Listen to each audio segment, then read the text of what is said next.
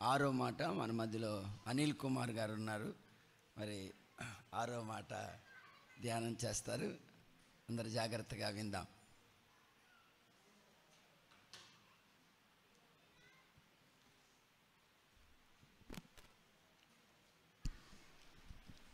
యెషువా మెస్సీయ నామంలో కూడి వచ్చిన మీ అందరికీ షలోమ్. పస్కా పండుగ శుభాకాంక్షలు.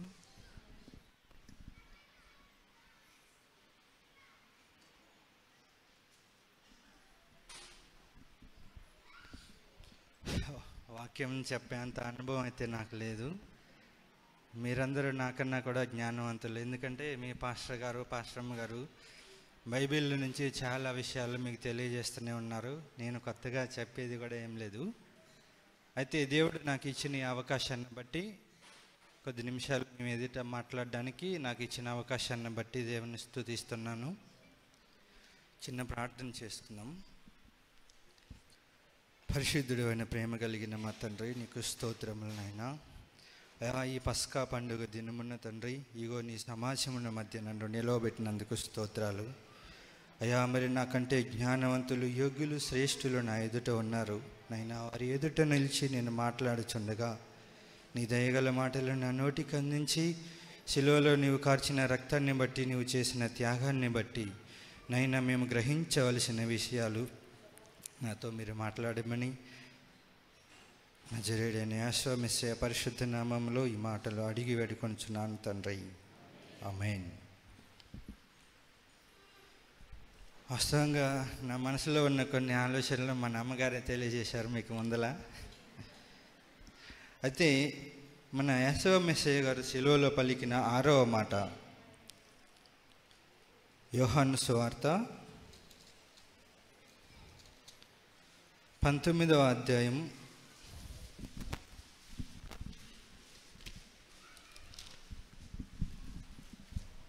30వ వచనం నేను చదువుతాను.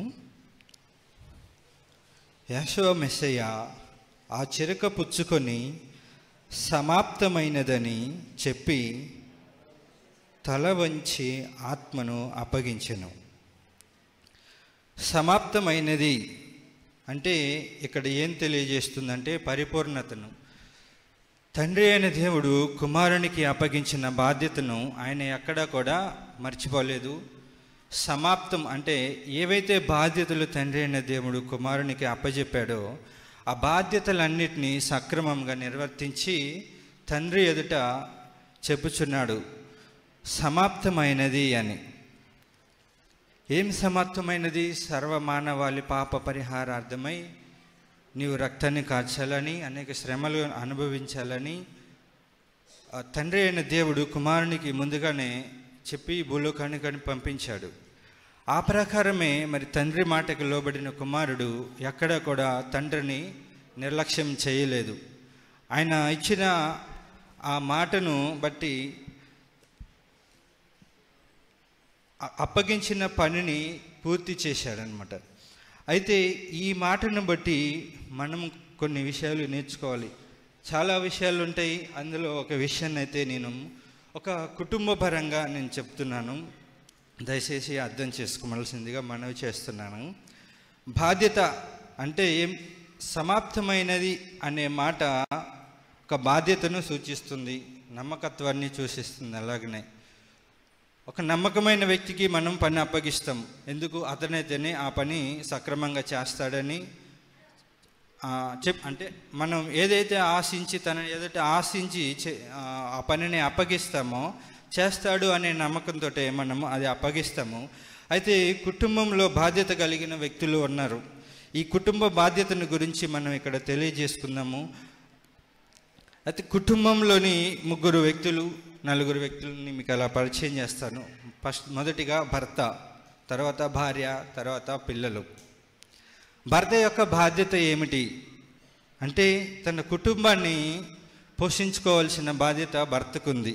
ఒక ఇంటి యజమానునిగా తన కుటుంబ బాధ్యతలని ప్రతి భర్త నిర్వర్తించాలి. ఏమిటి అతని బాధ్యత అంటే భార్య పట్ల, బిడ్డల పట్ల ప్రేమ కలిగి ఉండాలి. అలాగనే కుటుంబ పోషణ కోసం కష్టపడేవాడిగా ఉండాలి. కష్టపడి తన కష్టార్జితాన్ని కుటుంబ పోషణ కొరకు ఉపయోగించేవాడిగా ఉండాలని నేను భావిస్తున్నాను.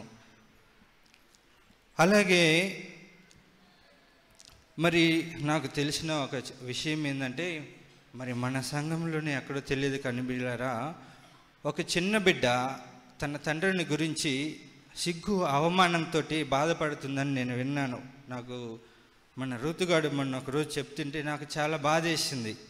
తన స్కూల్లోనూ మరి ఎక్కడో తన స్నేహితులు అడుగుతున్నారంట, తన తండ్రి ఒక తాగుబోతంట.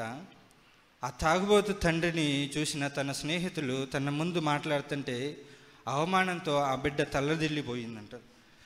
ఆ విషయం విన్నప్పుడు నాకు ఎంతో బాధ వేసింది. ప్రియమైన తల్లులారా, తండ్రులారా, నా చేతులు జోడించి మిమ్మల్ని వేడుకుంటున్నా. మన కుటుంబంలోని జ్ఞానంతో ఎదుగుతున్న చిన్న బిడ్డలు వస్తూ ఉన్నారు. ఇప్పుడంతా ఒక కంప్యూటర్ యుగం అని అంటున్నారు. మీరు చేసే ప్రతి విషయాన్ని చిన్ననాటి నుంచే వాళ్ళు అబ్జర్వ్ చేస్తున్నారు, గమనిస్తున్నారు. దయచేసి పిల్లల ముందు అనాలోచితమైన మాటలు మాట్లాడడం కానీ, వాళ్ళకి బాధ కలిగించే విషయాలు చేయడం కానీ చేయొద్దని నేను మనవి చేసుకుంటున్నాను. ఆ చిన్నపిల్ల హృదయం ఎంత తల్లడిల్లు ఉంటుందో మీరు ఆలోచించండి. తండ్రి తాగొస్తున్నాడు ఆ విషయము ఇతరులకు తెలిసి వాళ్ళు కూడా తన తండ్రిని గురించి ఇంత నీచంగా లేదంటే హేళనగా మాట్లాడుతున్నారే, నా తండ్రి ఇంత దిగజారిపోయాడే అనే భావనలోనికి తను రాకపోయినా, ఇంకా అంత పరిపక్వత లేకపోయినా కానీ తను ఆ రీతిగా బాధపడుతుంది అని అంటే మీరు అర్థం చేసుకోవాలి. ఒక చిన్న కూతురే కాదు, కుటుంబంలో ఉన్న ఆ భార్య కూడా ఒక తాగుడుకు బానిసైన భర్తను బట్టి ఎంతో విలవిల్లాడుతుంది. దినమంతా కష్టపడి సంపాదించిన సంపాదన అంతా తీసుకుపోయి ఆ బార్ షాపులకు దానికి తగిలేస్తున్నారు. దానివల్ల మన కుటుంబాలు కూడా ఆర్థికంగా దిగజారిపోతున్నాయి. కానీ మనం ఎదగలేకపోతున్నాం. ఇంతకాలమైనా కానీ మన కుటుంబాల్లోని ఎదుగుదల లేదు అంటే గ్రహించలేకపోతున్నాం. తాగుడు అనే ఒక దురాత్మ దానికి బానిసని చేసుకొని ఇంటి యజమానిని లోబరుచుకొని అతన్ని ఏం చేస్తుందంటే ఆ పాపంలోనికి, ఆ లోకంలోనికి ఈడ్చుకెళ్ళిపోతుంది. దానివల్ల ఇంటి యజమానుడు తప్పిపోవడం వల్ల ఆ కుటుంబము విచ్ఛిన్నం అయిపోతుంది. కుటుంబంలో ఎన్నో కష్టాలు, బాధలు భరిస్తున్నారు. మన మధ్య కూడా అలాంటి వారు ఎంతోమంది ఉన్నారు. అయితే ప్రియమైన దేవుని బిడ్డలారా, ఇంటి యజమానులుగా మీకు మన తండ్రి అయిన దేవుడు సమర్థమైనదని చెప్పిన విషయాన్ని బట్టి ఆయన తండ్రి కుమారునికి అప్పగించిన బాధ్యతను నిర్వర్తించాడు. అలాగనే ఆ కుమారుడైన దేవుడు మనకి తండ్రిగా ఉన్నాడు. ఆ తండ్రి అయిన దేవుడు మనకు అప్పగించిన బాధ్యత, ఇంటి యజమానిగా నీకు అప్పగించిన బాధ్యత, నీ కుటుంబాన్ని నువ్వు సక్రమంగా పోషించుకోవాలని, నీ బిడ్డలను నువ్వు జాగ్రత్తగా చూసుకొని భవిష్యత్తులో వాళ్ళకు ప్రయోజకులుగా తీర్చిదిద్ది వారి ద్వారా కూడా నువ్వు ఘనత, మెప్పు పొందాలని దేవుడు ఆశించి ఈ చక్కని కుటుంబ బంధాన్ని, భార్యను, బిడ్డలను కూడా మనకి అనుగ్రహించడం జరిగింది. అయితే ఈ త్యాగాన్ని మనం గుర్తు చేసుకుంటూ, మనం ప్రతి సంవత్సరం ఈ త్యాగాన్ని గుర్తు చేసుకుంటున్నాం. కానీ మనలో పరిపక్వత ఎంతవరకు ఉంది అనేది మనం గ్రహించుకోవాలి. ప్రియమైన దేవుని బిడ్డలారా, పరిపక్వత లేకుండా దేవుని మాటలు మనం వింటున్నాం కానీ మన హృదయంలోని ఆ మాటలు దాచుకొని ఆ ప్రకారం మనం నడుచుకోలేకపోతున్నాం. ఎందుకు అంటే లోకములో ఉన్న లోక ఆశలు అనే సైతాను ఈ లోకమంతటా సంచరిస్తుంది. దేవుని వైపు నువ్వు వెళ్తున్నప్పుడు దేవునికి దూరంగా చేయడానికి, నువ్వు దేనికైతే ఆకర్షితులు అవుతావో, ఏ చిన్న విషయానికి నువ్వు బానిసవైతావో సైతాను గడికి తెలుసు. ఆ సైతాను గడు ఏం చేస్తున్నాడు, ఆ దురాశను లేదంటే ఈ లోక సంబంధమైన ఒక సంతోషాన్ని నీకు ఒక ఎర్రగా వేస్తున్నాడు. ఆ ఎర్రకు చిక్కిపోయి ఏడవబడుతున్నారు ప్రతి ఒక్కరూ. అది గ్రహించాలి, దాని నుంచి మీరు విడుదల పొందాలి. నేను కార్చిన నా రక్తాన్ని బట్టి మీకు విమోచన కలిగింది అని మన యెహోవా తెలియచెప్పాడు. అది సమయం కొంచెముగా ఉన్నది కాబట్టి నేను నా మాటలు త్వరగా ముగిస్తున్నాను. భర్త యొక్క విధి విధానాలు మీరు అర్థం చేసుకున్నారని నేను భావిస్తున్నాను. ఓవరాల్గా ఏంది అంటే, కుటుంబం పట్ల బాధ్యత కలిగిన భర్త తన కష్టార్జితాన్ని వృధాగా ఖర్చు చేయకూడదు. కుటుంబ పోషణ కొరకు జాగ్రత్తగా దానిని వాడుకోవాలని, అలాగనే ఇంటి యజమానుడైనటువంటి భర్త దేవునికి లోబడి ప్రార్థనాపరుడై ఉండాలి. ఉదయం లేచి తన కుటుంబము కొరకు, తన బిడ్డల కొరకు దేవుని సన్నిధిలో మొరపెట్టుకునేవాడిగా ఉండాలి. అలాగే బాధ్యత కలిగిన తల్లి కూడా దేవుని సన్నిధిలోని తన బిడ్డల కోసం, భర్త కోసము, కుటుంబము కోసము దేవుని ఎదుట తన విజ్ఞాపనల రోధనను, బాధలు తెలియచేసుకొని దేవునిలోని సంతోషంగా జీవించాలని నేను మనవి చేస్తున్నాను. అలాగే పిల్లల గురించి కూడా మనం తెలుసుకోవాల్సిన కొన్ని విషయాలు, యవనస్తులైన తమ్ముళ్ళు మీ అందరికీ నేను నా చేతులు జోడించి మనవి చేస్తున్నాను. యెహోవా మెస్సయ్య కార్చిన రక్తము, ఆ విలువ మీరు చదవగలిగి ఉన్నారు. మీరు కూడా బైబిల్ గ్రంథాన్ని చదివి ఆయన ప్రేమను తెలుసుకొని తల్లిదండ్రులకు లోబడి ఉండాలని తెలియచేస్తున్నాను. మన యెహోవా మెస్సయ్య అలాగనే తండ్రి మాటకు లోబడి ఉన్నాడు. తండ్రి ఏదైతే చెప్పాడో కుమారుడు అదే చేశాడు. మీ తల్లిదండ్రులు మీకు ఏ విషయాలైతే బోధిస్తున్నారో, చెప్తున్నారో, పలాంటి తప్పు అని మీకు తెలియచేస్తున్నప్పుడు దానిని మీరు వినాలి, గ్రహించాలి.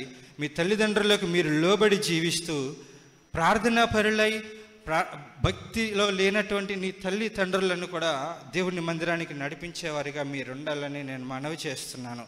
జ్ఞానంతో ఎదుగుతున్నారు. ఈ లోకంలోని అనేకమైన చెడు అలవాట్లు లోకంలోని మనల్ని లాగేస్తున్నాయి.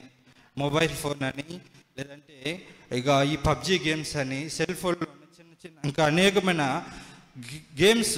అంటే ఇదంతా సైతానుగాడు యవ్వన బిడ్డలని చిన్ననాటి నుంచే దారి తప్పించడానికి పన్నిన పన్నాగం అన్నమాట. దీంట్లో నుంచి మీరు బయటికి రావాలి అంటే దేవుని సన్నిధిలో మీరు ఎదుగుతున్నారు కాబట్టి దినదినము దేవుని వాక్యాన్ని ధ్యానిస్తూ మీ తల్లిదండ్రులకు మీరు లోబడి ఉండండి.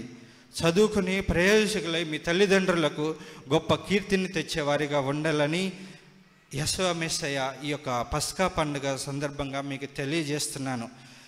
మీరు మీ తల్లిదండ్రుల మాటలు విని దేవునికి లోబడి ప్రార్థనలోని మీ జీవితాలను కట్టుకొని మీ చదువును కొనసాగిస్తూ ఉంటే ఒక ఉన్నతమైన స్థానానికి దేవుడు మిమ్మల్ని తీసుకెళ్తాడు. ఇది నమ్మండి. నీ తండ్రిని బట్టి, నీ తల్లిని బట్టి నువ్వు భారంతో ప్రార్థన చేసేవాడిగా ఉండాలి. నీ కుటుంబ స్థితిగతులని, ఆర్థిక పరిస్థితులను నీవు గ్రహించి ఆ ప్రకారము నీ ఖర్చుల విషయంలోనైనాను, లేదంటే నీ వ్యసనముల విషయంగా కూడా నీవు దేవుని యందు జ్ఞానముతో, తల్లిదండ్రుల యందు ప్రేమతో వర్ధిల్లాలని మనవి చేస్తున్నాను. అలాగనే కోడళ్ళు కలిగిన అత్తలు అనేక మంది ఉన్నారు ఇక్కడ. అలాగనే అత్తలు కలిగిన కోడళ్ళు ఉన్నారు. అత్తగారు తన కోడల్ని కూతురులాగా భావించలేదు, అంతగా చూసుకోలేదు. కానీ ఆ రకంగా ఈక్వల్గానైనా కోడల్ని ప్రతి అత్త చూసుకునేదిగా ఉండాలి. ఇది ఒక అత్తగా నీ బాధ్యత. తండ్రి అయిన దేవుడు కుమారునికి అప్పగించినటువంటి పనులు ఏ రీతిగా ఆయన బాధ్యత కలిగి వాటిని నిర్వర్తించి తండ్రి ఎదుట ధైర్యంగా చెప్పగలిగాడు. సమాప్తమైనది అంటే నువ్వు ఇచ్చిన పనిని, నువ్వు నాకు అప్పగించిన పనిని నేను నిర్వర్తించాను అని ఏ రీతిగా చెప్పగలిగాడో, మన యెహోవా మెస్సయ్య మనల్ని ప్రశ్నించినప్పుడు ఒక అత్తగా నీ బాధ్యతలు నీవు సక్రమంగా నిర్వర్తిస్తున్నావా అని ప్రశ్నించినప్పుడు మన సమాధానం ఏంటి? ఒక అత్తగా నీ కోడల్ని ప్రేమించవలసిన దానివై నీవు ఉన్నావు. అలాగనే కోడలు కూడా అత్తని గౌరవించాలి, ప్రేమించాలి. అత్త ఒక మాట అంటే కోడలు నేను 2 రెట్లు చదివానని, అత్త ఒక మాట అంటే కోడలు 2 మాటలు అనేవారిగా నేటి సమాజంలో ఉన్నారు. నన్నేమన్నా ఉత్తికి తీసుకొచ్చుకున్నా, నువ్వు నీ కొడుకుని అమ్ముకున్నావు అంటే తప్పుగా భావించదండి. నేను వస్తా అంత కట్నం తీసుకొచ్చాను, నువ్వేమన్నా ఉత్తిగా నన్ను చేసుకున్నావా, తీసుకొచ్చి నీ ఇంట్లో పెట్టుకున్నావా అని మాట్లాడే కోడళ్ళు లేకపోలేదు లేటి సమాజంలో. ప్రియమైన దేవుని బిడ్డలారా, దేవుని వాక్యాన్ని ఎరిగిన మీరు అలా గడసరి కోడళ్ళగా ఉండకూడదు. అలాగే నేను అత్తను కదా, కోడలా నేను చెప్పిన మాట నువ్వు వినాలి నేను చెప్పిందే నువ్వు చేయాలి అని దబాయించే, దురుసుగా ప్రవర్తించే అతలు ఎవరైనా ఉంటే ఇక్కడి నుంచి అయినా, అంటే యేసు మెస్సయ్య గారు శిలువలో కార్చిన రక్తాన్ని బట్టి, ఆయన త్యాగాన్ని బట్టి నేను ఈ మాటలు మీకు తెలియచేస్తున్నాను. ఈ మాటలు మనం గ్రహించకుండా మనం ఎంతకాలం క్రైస్తవులుగా బ్రతికినా కానీ ఈ చిన్న చిన్న విషయాల్లోని మనం సరి చేసుకోకుండా మన జీవితాలను కొనసాగిస్తూ ఉన్నప్పటికీ కూడా క్రైస్తవులుగా ఉంటున్నాము, కానీ మన జీవితంలోని ఎలాంటి పరిపూర్ణతని మనం సాధించలేము.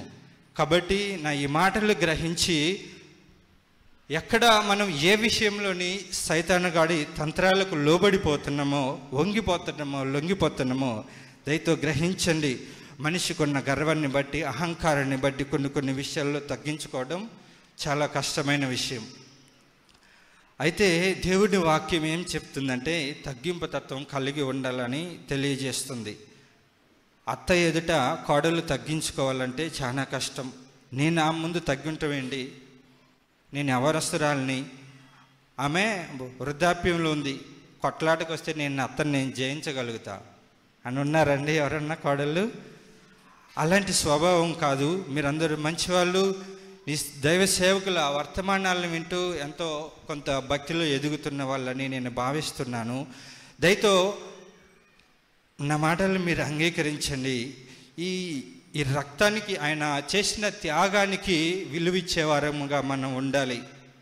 కాబట్టి ప్రతి ఒక్కరూ కూడా ఎక్కడ ఏ విషయంలో మనం పడిపోతున్నాము, ఏ విషయంలోని సైతానికి లొంగిపోతున్నామో ఆ విషయాన్ని గ్రహించి దాని నుంచి మనం విడుదల పొందడానికి ఆయన యొక్క బలాన్ని, శక్తిని కూడా మనం ఆశ్రయించాలి, అడగాలి. జయించలేకపోతున్నాం. మనం జయించాలి అంటే ప్రార్థన చేయాలి. నీ కుటుంబంలో నీకు వ్యక్తిగత ప్రార్థన లేకపోతే ఏ శోధనను కూడా నీవు జయించలేవు. ఒక తాగుబోతు భర్తను నీవు మార్చుకోవాలంటే ఎంతో ఓపిక, సహనం కావాలి. అలాగనే ప్రార్థించేటప్పుడు దేవుడిని మనకిచ్చిన అధికారాన్ని బట్టి అలాగా ప్రార్థించాలి. నేను ప్రార్థించిన విషయము పొందుకున్నాను అని ఒక చిన్న ఉపమానం చెప్పి నేను ముగిస్తాను. మీరు కూడా వినే ఉంటారు, సోషల్ మీడియాలో చాలామంది అనేక వర్తమానాలు వింటున్నారు. అయినా మళ్ళీ తెలియచేస్తున్నాను. ఏమని అంటే, ఒక ప్రార్థనా పరురాలైన భార్య ఉంది, ఒక తాగుబోతు భర్త, ఆయన ఒక పోలీస్ ఆఫీసరు, కుటుంబాన్ని అంటే భార్యను గౌరవించిన ఒక భర్త అనమాట. అయితే భక్తిపరురాలైన ఈ భార్య తన ఇంట్లోని ప్రార్థన చేసుకుంటూ ఉంటుంటే ఆ పోలీస్ ఆఫీసర్ అయిన భర్త వచ్చి ఒక తన్నాడంట. ఎందుకంటే ఆయనకి ఇష్టం లేదు ఆ భార్య ప్రార్థన చేయడం కానీ, ఆ దేవుడిని ఆశ్రయించడం కానీ, మన దేవుడు అన్న కానీ ఆయనకి ఇష్టం లేదు. అయితే ఆ భార్య ప్రార్థన చేస్తుంటే ఆ పోలీస్ ఆఫీసర్ అయిన భర్త వచ్చి ఒక కాలుతో తన్నాడంట. పాపం ఆమె ఎంత వెళ్ళాడుంటుందో ఆ బాధతోటి దేవునికి ప్రార్థన చేసుకొని ఉంటుంది. నా భర్త నన్ను తన్నాడు, మెస్సయ్య ఆయన మీరు ఒక చూపు చూడండి నేను. అయితే తర్వాత ఏమైంది అని అంటే, ఆ భర్త ఇట్లా ఊర్లలో ఏదో గొడవలు జరుగుతుంటే బందోబస్తు కన్నా ఏమో వెళ్ళాడంట. అక్కడ గొడవ జరుగుతుంటే ఈ పోలీసులు వెళ్ళారు, అందులో ఈయన కూడా ఉన్నాడు. ఆ గొడవ పెద్దదై వీళ్ళు గొడవ పెట్టుకునే వాళ్ళు అందరూ కాస్త ఏం చేశారు, ఈ పోలీసులని తరమటం మొదలు పెట్టారంట. పోలీసులను తరం పెడతాం అంటే వీళ్ళ వెంట పడేసరికిలా ఈ పోలీసులు ఏం చేశారో పారిపోవటం మొదలు పెడితే ఆ వ్యాన్ ఏదో ఎక్కి పారిపోతున్నారంట. పారిపోతుంటే వాళ్ళ వెనకే వెళ్తున్న ఒక వ్యక్తి ఇంతలో కర్ర తీసుకొని పారిపోతున్న వాళ్ళని ఆయన పారిపోతూ ఎక్కడం కూడా ఎలా ఎక్కాడు, కాళ్ళు బయటికి పెట్టి ఎక్కాడంట. ఆయన తరుపుతున్న ఒక వ్యక్తి ఇంతలో ఒక కర్ర తీసుకొని కాళ్ళ మీద ఒక్కటేసాడంట. కాళ్ళ మీద ఒకటి వేసేసరికల్లా ఆ భర్త ఆ భార్యని ఏ కాలుతో తన్నాడో కరెక్ట్గా ఆ కాలే ఇరిగిపోయిందంట. దేవుని బిడ్డలారా, అలాగే మీ భర్తల కాలు ఎరగొట్టమని నేను అనట్లేదు, కానీ మీ ప్రార్థన చేయాలి. మీ భర్తను బట్టి, నీ కుటుంబాన్ని బట్టి, నీ బిడ్డలను బట్టి వాళ్ళు ఎక్కడ తొట్టిల్లిపోతున్నారో ఆ విషయం నుంచి వారిని తప్పించమని, దేవునిలోనికి వారిని మీరే నడిపించుకోవాలని మనవి చేస్తూ ఈ మాటలు ముగిస్తున్నాను. దయతో నా మాటలను అంగీకరించి ఆయన ప్రేమను, త్యాగాన్ని మీరు గ్రహించి మీ కుటుంబంలో శాంతి, సమాధానము, సమృద్ధితో నిండాలని కోరుకుంటూ నా ఈ మాటలు ముగిస్తున్నాను.